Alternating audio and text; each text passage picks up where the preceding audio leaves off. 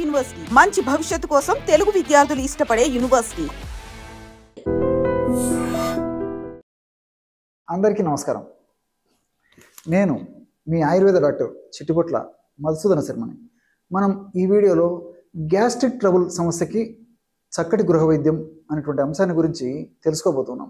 గత కొన్ని వీడియోల్లో కూడా గ్యాస్ట్రిక్ ట్రబుల్ సమస్య అంటే ఏంటి, ఆ సమస్య వచ్చినప్పుడు ఎలాంటి లక్షణాలు ఉంటాయి, ఆ సమస్య వచ్చినప్పుడు అలాంటి లక్షణాలను మనం నిర్లక్ష్యం చేయడం వల్ల భవిష్యత్తులో ఎలాంటి ఉపద్రవాలు ఎదురవుతాయి, మరి ఆ యొక్క సమస్యను తగ్గించేందుకు అంటే గ్యాస్ట్రిక్ ట్రబుల్ సమస్యను తగ్గించుకునేందుకు మనం ఎలాంటి క్షేమదాయకమైనటువంటి ఔషధాలు వాడుకోవాలి మొదలైన వివరాలు తెలియజేయడం జరిగింది. ఈ వీడియోలో మరొక ఫార్ములాని ఈ గ్యాస్ట్రిక్ ట్రబుల్ సమస్య తగ్గేందుకు మనం తెలుసుకోబోతున్నాం. ఈ గ్యాస్ట్రిక్ ట్రబుల్ సమస్య అనేసరికి మన మహర్షులు చెప్పినటువంటి వాక్యం నాకు ఒకటి గుర్తు వస్తోంది. అకాలే అతిచ అల్పం వా అజీర్ణం భోజనం విషం అని వేలాది సంవత్సరాల క్రితమే మన మహర్షులు ఈ గ్యాస్ట్రిక్ ట్రబుల్ సమస్య గురించి చెప్పడం జరిగింది. అంటే ఈ గ్యాస్ట్రిక్ ట్రబుల్ సమస్య అనేక రకాలైనటువంటి వ్యాధులకి కారణభూతం అవుతుందని, ఉన్నటువంటి వ్యాధులు ఎక్కువైనటువంటి అవకాశం ఉంటుందని, అసలు ఈ గ్యాస్ట్రిక్ ట్రబుల్ సమస్య వచ్చేందుకు కారణాల గురించి మన మహర్షులు అకాలే అతిచ అల్పం వా అని చెప్పేసి చెప్పడం జరిగింది. అజీర్ణం విషం అని చెప్పేసి చెప్పడం జరిగింది. అంటే అకాలే ఈ రోజుల్లో నిజంగా మనం చేసేటువంటి ఇలాంటి తప్పిదాల వల్లనే గ్యాస్ట్రిక్ ట్రబుల్ వస్తుంది. అకాలే అంటే కాలం కాని కాలంలో ఆహారం తీసుకుంటున్నాం, అంటే ఒక టైం కాకుండా ఎప్పుడు పడితే అప్పుడు ఆహారం తీసుకునేటువంటి పరిస్థితి నాగరిక సమాజ పుణ్యం అని చెప్పేసి మనలో చాలా మందిలో ఉంది. అల్పం కొంతమందికి వివిధ రకాలైన కారణాల వల్ల చాలా కొద్ది ప్రమాణంలోనే తీసుకునేటువంటి పరిస్థితి కొంతమందిలో ఉంటుంది. అకాలే అతిచ కొంతమంది అతిగా తీసుకుంటూ ఉంటారనమాట ఆహారాన్ని.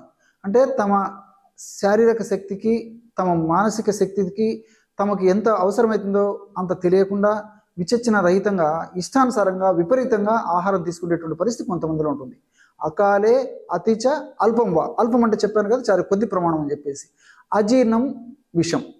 సో ఇవన్నీ కూడా అజీర్ణం కింద తయారైపోతుంది. అంటే ఇవన్నీ కూడా వీటి వల్ల ఇలాంటి కారణాల వల్ల కొన్ని రకాలైనటువంటి హానికారకమైనటువంటి పదార్థాలు తయారైపోయి ఆ పదార్థాల యొక్క ప్రభావం చేత కూడా ఈ అజీర్ణం అంటే ఆహార పదార్థాలు సరిగ్గా సక్రమంగా జీర్ణమై మన శరీరానికి ఉపయోగపడకపోగా అవి అజీర్ణం కింద మారిపోయి అజీర్ణం వల్ల వివిధ రకాలైనటువంటి సమస్యలు కలుగుతాయి. అంటే కడుపులో మంట, కడుపులో వికారము, వాంతి వచ్చినట్టుండడము, నోట్లో నీళ్లు ఊరుతుండడము, విరేచనం సరిగ్గా కాకపోవడము, అదేవిధంగా కడుపు ఉబ్బరంగా ఉండడము, అదేవిధంగా కడుపులో అసౌకర్యంగా ఉండడము, ఈ యొక్క ప్రభావం చేత తలనొప్పి, కీళ్ళ నొప్పులు, మోకాళ్ళ నొప్పులు, భుజం నొప్పి, అదేవిధంగా నడువు నొప్పి ఇలాంటి సమస్యలు ఉండడము, విరేచనము ఒక్కొక్కసారి 3-4 సార్లు అవుతుండడము, విరేచనమైనప్పటికీ విరేచనలో వాసనతో కూడినటువంటి విరేచనాలు అవుతుండడము, అదేవిధంగా అసంపూర్తిగా విరేచనాలు అవుతుండడం, ఇలాంటి అనేక రకాలైన కారణాలు ఈ యొక్క గ్యాస్ట్రిక్ ట్రబుల్ సమస్యలో కలుగుతూ ఉంటాయి. అందుకే మన వాళ్ళు వీటన్నిటిని దృష్టిలో ఉంచుకొని అకాలే అతిచ అల్పం వా అజీర్ణం భోజనం విషం అని చెప్పేసి ఒక మాటలు చెప్పడం జరిగిందనమాట. మరి ఈ యొక్క సమస్యను తగ్గించుకునేందుకు మనం ఎలాంటి ఔషధాన్ని వాడుకోవాలంటే కేవలము 2 పదార్థాలతోనే బ్రహ్మాండమైనటువంటి ఔషధాన్ని తయారు చేసుకుని వాడుకోవడం వల్ల చాలా సమర్థవంతమైనటువంటి ఫలితాలు కలుగుతాయి. ఎలాంటి ఔషధం అంటే సోంపు గింజల చూర్ణం. సోంపును తెచ్చుకొని, సోంపు తెలుసు కదా మీకు అందరికీ, సోంపు ఈ జీలకర్ర లాగానే ఉంటుంది, చాలా సువాసన భరితంగా ఉంటుంది. మనకు ఆయుర్వేద ఔషధ విక్రయశాలలో, పచారీ కొట్టులో మనకి ఈ యొక్క సోంపు గింజలు మనకు లభ్యమవుతాయి అన్నమాట. జనరల్ స్టోర్స్ కూడా దొరుకుతూ ఉంటాయి అన్నమాట. అదేవిధంగా డిపార్ట్మెంటల్ స్టోర్స్ కూడా మనకి సోంపు దొరుకుతుంది. ఈ సోంపు గింజలను తెచ్చుకొని శుభ్రం చేసేసి కాస్త వేయించేసేసి చల్లారిన తర్వాత మిక్సీలో వేసేసుకొని పౌడర్ లాగా తయారు చేసుకొని జల్లించుకొని ఒక గాజు సీసాలో నిల్వ ఉంచుకొని రోజు ఒక్కసారి వాడుకోవాలి. ఉదయం ఒక్కసారి వాడుకోవాలి, అదేవిధంగా సాయంత్రం పూట 5 నుంచి 7 గంటల మధ్యలో మరొకసారి ఈ యొక్క సోపు గింజల పొడిని వాడుకోవాలి. ఎలా వాడుకోవాలంటే ఉదయం పూట 1 గ్రాము సోపు గింజల పొడి తీసుకొని దాన్ని కలబంద గుజ్జు అద్దేసేసి మింగేసేయాలి. ఈ కలబంద గ్రామాలు, పట్టణాలు, నగరాలతో నిమిత్తం లేకుండా ఎక్కడ పడితే అక్కడ చిన్న మొక్క మనకి దర్శనమిస్తూ ఉంటుంది. చాలామంది దాని యొక్క ప్రయోజనాలు తెలుసుకొని కుండీలో కూడా పెంచుకుంటూ ఉన్నారనమాట. మరి ఈ యొక్క కలబంద మొక్కను తెచ్చుకొని ఆ యొక్క పైన ఉంటున్న ఒక్క గ్రీన్గా ఉంటుంది కదా ఆకుపచ్చ రంగు, అది ఒక్కటి మనం కట్ చేసుకొని తెచ్చుకున్నప్పటికీ అది చాలా రోజులు మనం వాడుకోవచ్చు అనమాట. ఆ పై భాగం ఉన్నటువంటి ఆకుపచ్చ రంగును తొలగిస్తే లోపలి భాగంలో గుజ్జు ఉంటుందన్నమాట. ఆ కండ లేదా గుజ్జు అంటారు అనమాట.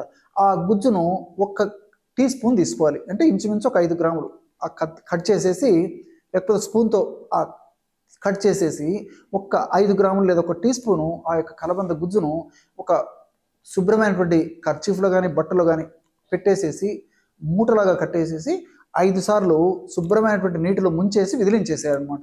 ఆ విధంగా విదిలించడం వల్ల ఆ యొక్క చేదు భాగం పోతుందన్నమాట. అంటే ఆ పైన మనం గుజ్జులో ఉంటే పైన ఉంటే ద్రవ పదార్థం సహా తీసుకున్నట్లయితే కొద్దిగా చేదు ఉండి తీసుకోవడం ఇబ్బందిగా ఉండేటువంటి పరిస్థితి ఉంటుంది. కాబట్టి చేదు తత్వం తొలగించేందుకు నీళ్లలో 5 సార్లు ముంచేసేసి విదిలించేసేసి ఆ విధంగా శుభ్రం చేసుకున్నటువంటి కలబంద గుజ్జును తీసుకొని ఈ సోంపు గింజలో అద్దేసేయాలన్నమాట. సోంపు గింజల పొడిలో ఎప్పుడైతే అద్దుతామో సోంపు గింజల పొడి అంతా ఆ కలబంద గుజ్జుకు అంటుకుంటుంది. దాన్ని మింగేసేయాలి. ఈ విధంగా ఉదయం ఒకసారి చేయాలి, అదేవిధంగా సాయంత్రం పూట కూడా ఒకసారి చేయాలి. ఉదయం పరిగెడుపున చేస్తే మరీ మంచిది. లేని పక్షంలో ఆహారానికి ఒక అరగంట ముందు ఈ యొక్క పద్ధతిలో తీసుకొని మింగేసేయాలన్నమాట. ఈ విధంగా రోజు 2 సార్లు ఈ యొక్క ఔషధాన్ని వాడుకోవడం వల్ల గ్యాస్ట్రిక్ ట్రబుల్ సంబంధించినటువంటి ఎలాంటి లక్షణాలైనప్పటికీ ఈ ఔషధం చాలా అద్భుతంగా పనిచేస్తుంది. ఒక్కొక్కసారి గ్యాస్ట్రిక్ ట్రబుల్ బాగా ముదిరిపోయి కడుపులో పుండు లేదా వ్రణము అల్సర్స్ కూడా తయారవుతుంటాయి. ఈ అల్సర్స్ను కూడా చాలా అద్భుతంగా నయం చేసేటువంటి తగ్గించేటువంటి శక్తి ఈ 2 పదార్థాల్లో అంటే సోంపు గింజలు అదేవిధంగా కలబందలో ఉన్నాయి. కాబట్టి చాలా చక్కటి ప్రయోజనం చేకూరుతుంది. ఆధునికంగా మనం ఆలోచించినప్పటికీ ఈ సోంపు గింజల్లో అనతాలు, ఫైబరు, పాలిఫినాల్స్ అనేటువంటి రసాయన పదార్థాలు ఉన్నాయన్నమాట. అదేవిధంగా కలబందలో ఈ బ్రాడీకైనేజ్ అనేటువంటి ఒక రసాయన పదార్థం ఉంది. ఈ యొక్క సోంపు గింజలు ఉన్నటువంటి ఈ అనతాలు, అదేవిధంగా ఫైబరు, అట్లే పాలిఫినాల్స్ ఈ యొక్క రసాయన పదార్థాల గుణం ఏంటంటే ఈ అనతాలు అనేటువంటి ఈ యొక్క పదార్థం గుణము ఆహారాలు ప్రేవుల్లో పులవకుండా గ్యాస్ ఉత్పత్తి కాకుండా ఉండేందుకు ఇవి ఉపయోగపడతాయి. జీర్ణం బాగా చేసేందుకు కూడా ఉపయోగపడతాయి. అదేవిధంగా ఈ ఫైబరు మోషన్ బాగా ఫ్రీ అయ్యేందుకు చాలా చక్కగా ఉపయోగపడుతుంది. అట్లే పాలిఫినాల్స్ అనేటువంటి రసాయన పదార్థాలు ఈ యొక్క సమస్యకి ప్రత్యక్షంగా పరోక్షంగా ఉపయోగపడేవి కాకుండా దీనివల్ల మరొక ప్రయోజనం ఏంటంటే ఈ రక్తనాళాల్లో కొవ్వు వల్ల కానీ ప్లేట్లెట్స్ వల్ల కానీ అదేవిధంగా ఫ్యాట్ వల్ల కానీ ఈ కాల్షియం ఇలాంటి వాటి వల్ల కానీ రక్తనాళాల్లో ఈ పదార్థాలు పేర్కోవడం వల్ల రక్త సరఫరా అంతరాయం కలిగినప్పుడు దానివల్ల ఇతర అనేక రకాలైనటువంటి గుండె జబ్బులు, మెదడు జబ్బులు, రక్తనాళ జబ్బులు వచ్చేటువంటి అవకాశం ఉంటుంది. కాబట్టి అలాంటి అవకాశాలు రాకుండా ఉండేందుకు కూడా ఈ సోంపులో నుండి పాలిఫినాల్స్ ఉపయోగపడతాయి. అంటే మనం గ్యాస్ట్రిక్ ట్రబుల్ సమస్యకి ఔషధాన్ని వాడుకుంటున్నప్పటికీ దీనివల్ల మల్టిపుల్ బెనిఫిట్స్ ఆయుర్వేదం ప్రత్యేకత. కాబట్టి ఈ మల్టిపుల్ బెనిఫిట్స్ కలగడం వల్ల ఇలాంటి ఔషధాన్ని వాడుకోవడం వల్ల ఉన్నటువంటి సమస్య తగ్గిపోవడమే కాకుండా ఇలాంటి సమస్యలు అంటే కొత్త సమస్యలు రాకుండా కూడా ఉంటాయి. అదేవిధంగా కలబందలో ఉన్నటువంటి ఈ యొక్క బ్రాడీకైనేసు ఇతర అనేక రకాలైనటువంటి ఎంజైమ్స్ కూడా ప్రత్యక్షంగా పరోక్షంగా ఈ యొక్క గ్యాస్ట్రిక్ ట్రబుల్ సమస్య తగ్గేందుకు ఉపయోగపడమే కాకుండా ఈ యొక్క పుండును అంటే అల్సర్ను కూడా మానిపేటువంటి శక్తి ఇందులో ఉంటుంది. చూశారు కదా ఎటువంటి సులువైనటువంటి ఔషధయోగాన్ని గ్యాస్ట్రిక్ ట్రబుల్ సమస్య తగ్గేందుకు మీరు ఈ వీడియోలో తెలుసుకున్నారో. మరొక వీడియోలో మరొక అంశంతో మళ్ళీ కలుద్దాం. అంతవరకు నమస్కారం. మీ చిట్టిబొట్ల.